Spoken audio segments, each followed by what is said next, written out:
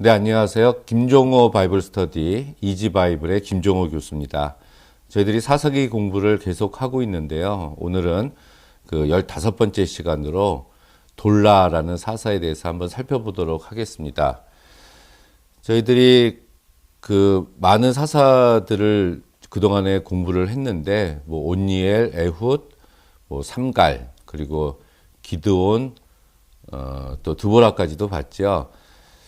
그런데 이제 그 앞에 나온 사람들은 대사사라 그러고 이 돌라와 이 다음에 나오는 야일을 소사사라고 이야기를 하는데 뭐 특별한 의미는 없고요. 그 사사기에서 많은 분량이 나오는가 아니면 아주 작은 분량이 나오는가 이제 그걸로 구분할 뿐입니다. 특별히 중요하진 않아요. 오늘 이야기를 하게 될 이 돌라도 사실은 사사기 10장 1절과 2절에서 두 번 이렇게 언급을 하고 있습니다. 한번 제가 읽어볼까요? 아비멜렉의 후에 이사갈 사람 도도의 손자 부하의 아들 돌라가 일어나서 이스라엘을 구원하니라. 그가 에브라임 산지 3일에 거하여 이스라엘의 사사가 된 지 23년 만에 죽음에 3일에 장사가 되었더라. 이렇게 이야기를 하고 있습니다. 단 두 절만 나오는 아주 짧은 본문을 가지고 있죠. 일단 돌라의 이름의 뜻은 곤충 또는 벌레라는 의미를 가지고 있습니다. 그리고 그의 아버지 부하의 이름의 뜻은 입 또는 이제 말하다 이렇게 이야기를 하고 있는데 이 돌라하고 이 부하라는 이 인물이 이 창세기 한 번 더 나옵니다.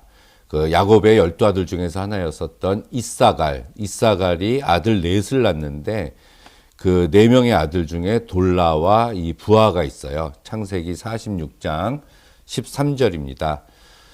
아마도 일반적으로 자식의 이름을 지을 때 선조들의 이름을 따서 이름을 지어주던 풍습이 있었기 때문에 이렇게 반복해서 이름이 나오는 것 같아요. 또 다른 경우를 살펴보면은 첫 번째 그 이스라엘의 대제사장이었던 아론에게 있어서 그 3명의 아들이 나오죠. 첫 번째가 나답과 아비후인데 둘째 아들이 아비후.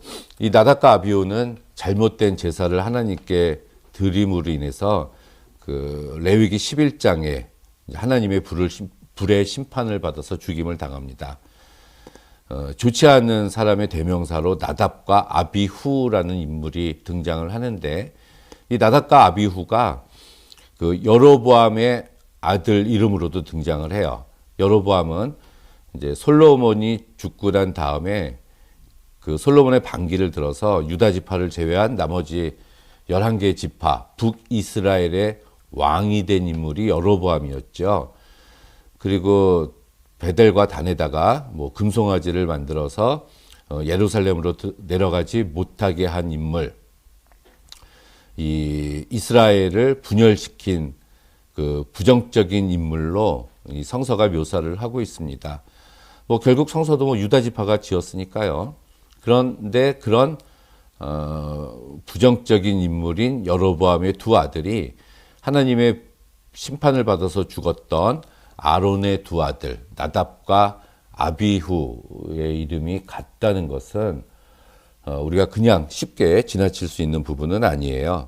이 문제는 돌라의 경우에 이 족보가 3대까지 소개가 되고 있습니다. 도도의 손자 부하의 아들 돌라.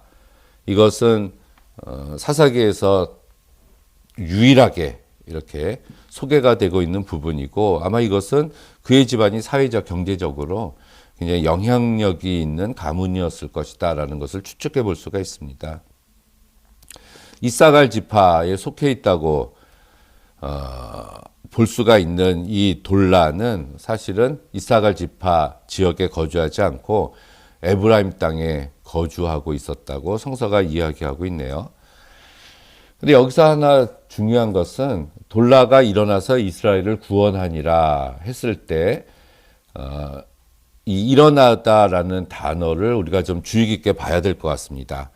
그동안에 이 사사들의 출현과 관련된 일어나다라는 동사는 사역형으로 쓰였어요. 그러니까 하나님께서 사사를 일어나게 하셨다. 사사들의 세움의 주체가 하나님이었다. 라는 것을 분명하게 밝히고 있는데 이 돌라의 경우는 일어나다가 사역형이 아니라 재기형이에요. 그래서 능동형입니다. 스스로 일어섰다. 이것을 놓고 보면 이 돌라에게서는 특별히 뭐 하나님의 신이 임했다. 하나님의 신이 강림했다. 또 하나님의 능력이 그에게 덧 입혀졌다라는 본문도 우리가 찾아볼 수가 없습니다.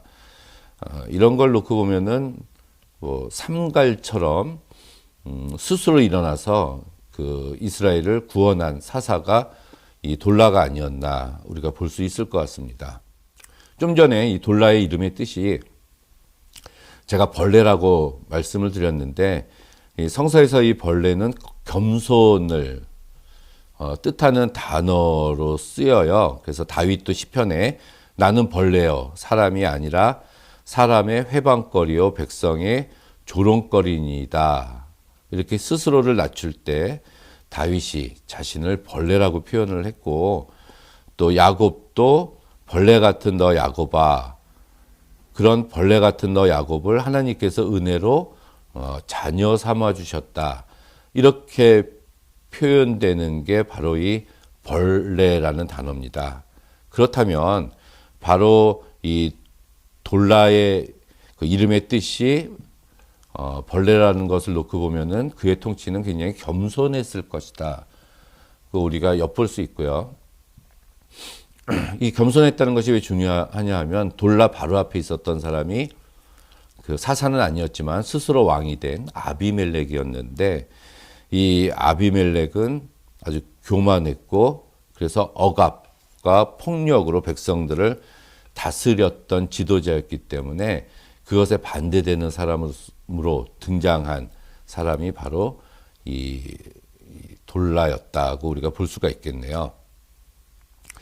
그런데 돌라가 무엇으로부터 이스라엘을 구원하기 위해서 일어섰는지 그 상대방 어떤 적에 대해서 이스라엘의 대적을 보여주지는 않고 있습니다. 그냥 아비멜렉의 뒤를 이어서라는 짧은 이야기만 언급을 하고 있어요. 이것을 놓고 보면 이 돌라는 아비멜렉과 연관지어서 우리가 해석을 해야 될 필요성이 있습니다. 바로 아비멜렉 왕 시대 때 있었던 폭력과 억압과 무질서와 그 혼란, 이스라엘 백성들이 내분에 휩싸여 있었던 그 시기에 그 이스라엘을 그 평화적으로 상처를 싸매주고 회복시켜주는 역할을 할 수 있는 지도자가 필요했고 하나님께서는 그러한 지도자로 이 돌라를 생각하셨고 돌라가 그래서 스스로 일어나서 이스라엘을 그 어려움 속에 있었던 이스라엘을 상처를 감싸주고 회복시켜주는 역할이 이 사사였던 돌라가 한 역할이었다라고 저희는 찾아볼 수가 있습니다. 혼돈에 빠진 이스라엘을 바로잡기 위해서 그가 일어났다라고 한마디로 정리를 할 수가 있겠죠. 또한 이 돌라가 3일에 거하였다라는 표현이 나와요. 근데 이제 거하다라는 말도 이게 야샤브라는 단어인데 이제 앉아 있었다 이런 뜻이에요. 앉다.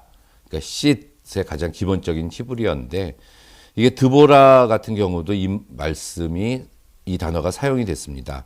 종려나무 아래 거하였다. 이렇게요. 드보라는 종려나무 아래 거하였고 그때 이스라엘 자손들이 그녀에게 나와서 재판을 받았다. 이 돌라는 에브라임 산지 3일에 거주하면서 이스라엘의 사사가 됐다. 이 두 문장은 평행을 이루고 있다라고 볼 수가 있습니다. 그 평화 시기 때 드보라에게 사람들이 와서 재판을 했듯이 이 에브라임 산지 3일 밑에 돌라가 거주하고 있었을 때 많은 이스라엘 백성들이 나와서 자신들의 문제를 해결해 주는 이런 재판관 노릇을 돌라가 한 것이었다라고 볼 수가 있겠네요.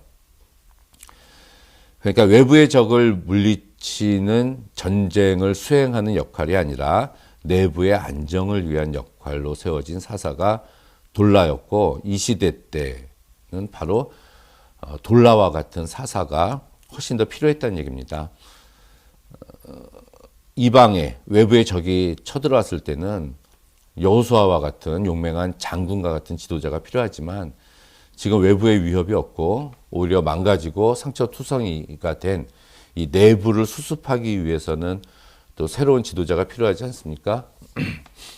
뭐 2차 세계대전 때 영국을 뭐 승리로 이끌었다는 처칠 수상이 있었는데, 2차 세계대전이 끝나고 나서 이제 그의 역할은, 전쟁 지도자로서의 역할은 끝났고, 그 다음에 다른 사람이 그 수상이 돼서 영국을 이끌어 갔었던 것처럼 바로 그러한 역할을 했었던 사사가 우리가 돌라였다. 그래서 돌라가 있었던 그 시기는 23년이었고 23년 동안 평화의 시기를 이스라엘은 안정적으로 누릴 수가 있었던 시기라고 보여집니다. 그래서 하나님 앞에서의 지도자는 용맹한 지도자도 있지만 이렇게 잘 치리하고 다스리는 이런 지도자들도 당연히 우리가 필요하다는 것을 여기서 우리는 엿볼 수가 있습니다.